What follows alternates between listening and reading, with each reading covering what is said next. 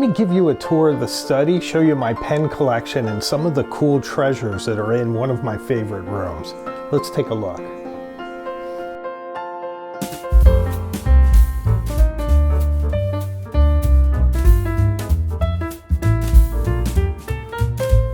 So this is a room we call the library or the study, but it actually started out as the Hemingway room because our inspiration was Ernest Hemingway's house in Cuba, which I've seen in photographs.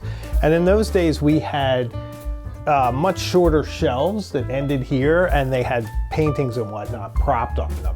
But my wife and I have so many books that we quickly outgrew that concept.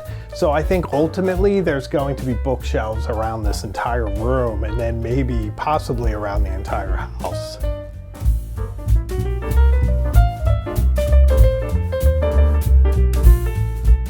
So I do play guitar, and I like to have my amps handy, and I don't use any effects, but they're sort of built into the shelves, which is a lot of fun.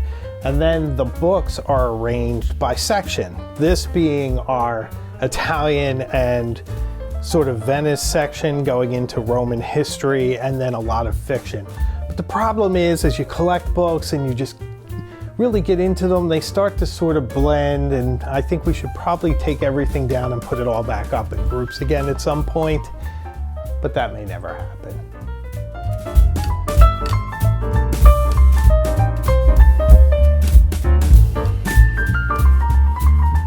So here's one of my favorite books.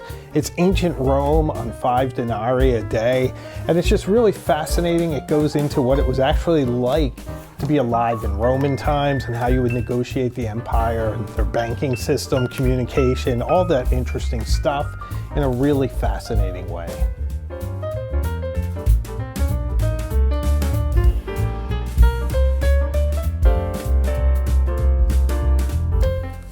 Here's another one of my favorites. I'm a bit of a Francophile as well, and this is A Year in Provence by Peter Mayle, and it's about an Englishman who goes into Provence and has all that sort of social dissonance that you do when you're in a new place, and it's charming as he tries to rehabilitate this old farmhouse and make the kind of life he wants for himself there. So interesting book, kind of forgotten these days, but it's a lot of fun.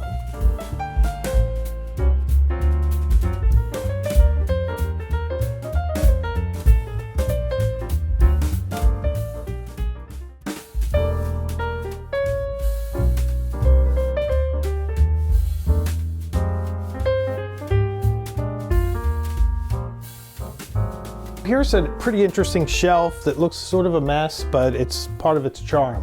So in our house, we do what's called Family Art Day, and often we only have about 10 minutes to bust out paintings because my daughter's doing her art. So I did this of Ca Favoretto, where my wife and I stay when we're in Venice, and where we got engaged. We actually got engaged right on this little balcony, which is super fun. And then I did this of San Giorgio Maggiore, trying to use a few colors. It's not that great, but it gives me a lot of joy.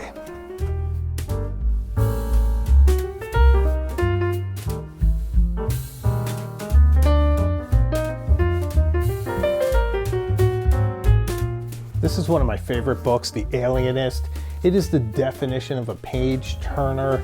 It's about a Jack the Ripper style serial killer in New York City in the late 19th century, but it has these incredible hooks at the end of the chapter where basically you're reading and it's like, you won't believe what happens next, and it really compels you to keep going.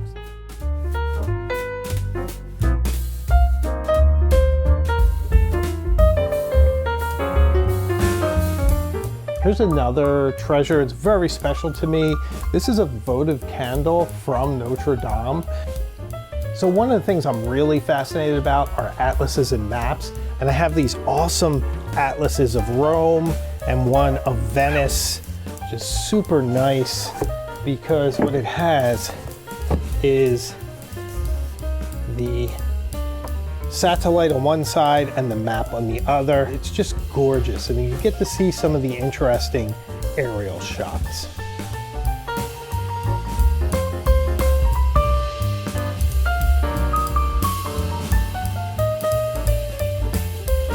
Staying with the Venice theme, This is a book called Venetian Palaces. It's absolutely beautiful.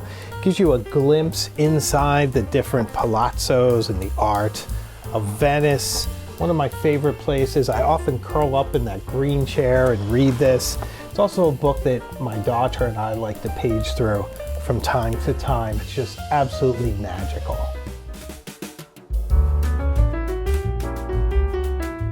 Obviously, I'm a big fan of Ernest Hemingway. I took the last name as my nom de internet. And up here you get my reader copies of his works, which are pretty nice, and then a bunch of first editions. These are all first editions. So here's the pride of my collection. This is a first edition For Whom the Bell Tolls with the original dust jacket. This one's a first edition as well, but it doesn't have the dust jacket. Here's another great treasure. This is also a first edition with the dust jacket. Here's another first edition, this one of A Movable Feast. Probably my favorite Hemingway book, certainly the most immersive.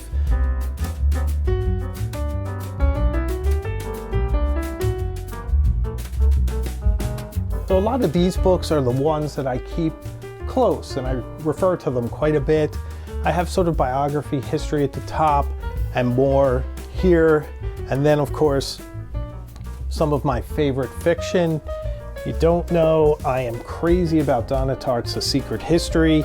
This is a 30th anniversary edition that just came out. And of course, I have my complete Shakespeare here. I was an English major. I reference this quite a bit. Often when I'm trying to reach for something emotional that I can't put into words, I go to my Shakespeare.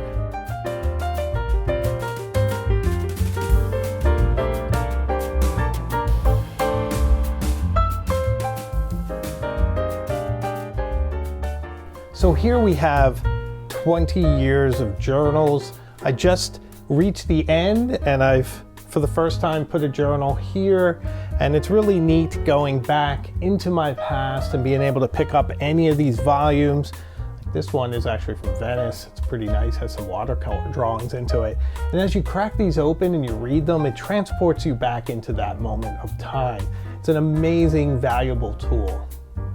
So right here, I have all the different notebooks I use for the channel. This one's from Odyssey. Different things that I write in when you see me doing B-roll.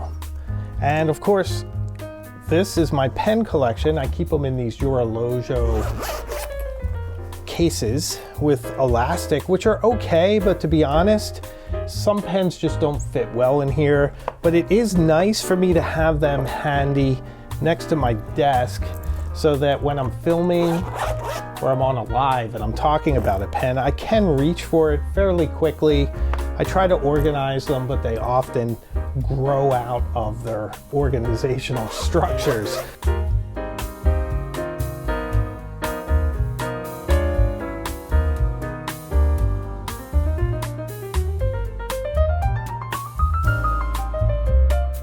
So this is my collection of inks that's in one of those IKEA utility carts. It looks a bit like a vintage hospital cart. So no tour of this room would possibly be complete without showing you my 100-year-old Egyptomania inkwell that I still use. I'm actually being very careful right now because it's brimming with J. Urban Eclat de Saphir, which is my everyday ink. And this one complements my Mont Blanc Egyptomania pen so well. I just love having this. It's an absolute treasure. It couldn't mean more to me, even if it were actually from ancient Egypt. I just adore it so much.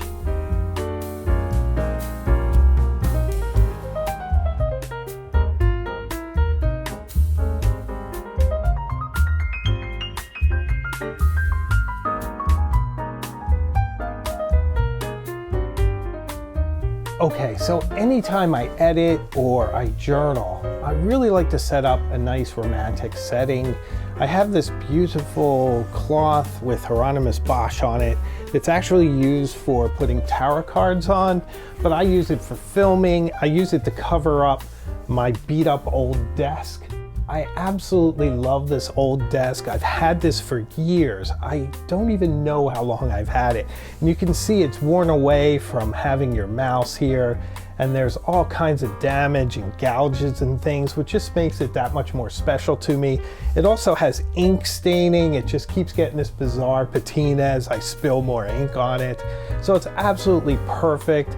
I sometimes think about getting a new desk, but I've just had this so long, I feel like, why bother now?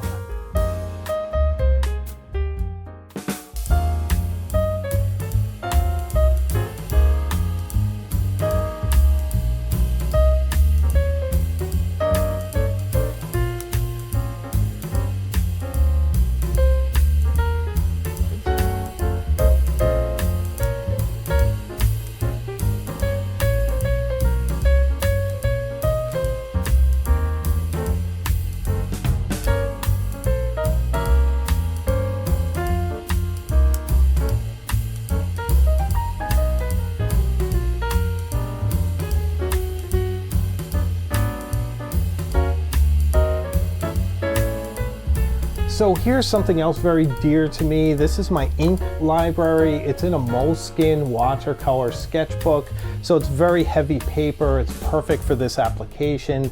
And what I do is I put a swatch, if you will, of the color, and then I write a bit about how I feel about it. But its primary purpose is when I'm trying to find a color for a pen. I just see how the pen interacts with it, and something within me, some sort of aesthetic internal sense, identifies with it, like happening right now. I really want to put this ink into this pen.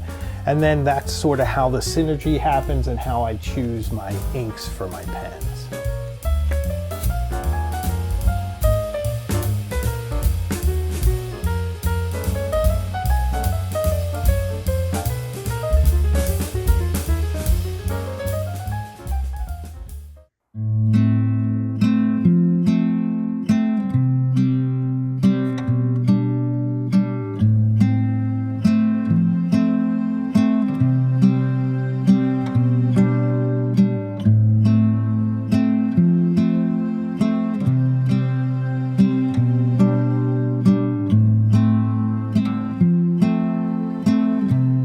So this is my favorite chair for getting cozy on a Saturday afternoon.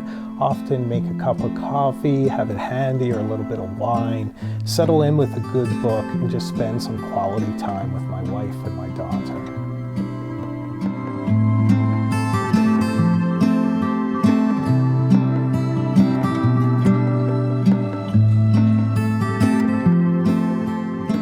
Thank you so much for watching today. I hope you enjoyed this tour of my library. I hope also that if you've made it to this point, you'd consider subscribing to this channel. From the pen, you can go to anything, and we go in a lot of amazing, magical places together, so subscribe to the channel. Also, membership is available, so if you'd like to be a member of the channel, see what's going on behind the scenes, then just follow this link and go there. So thank you very much for watching. I make new videos each week, and I have a live show on Tuesday night at 8, so I hope you'll join us again. So thank you so much. Take care of yourself, and we'll see you further down the road. Take care.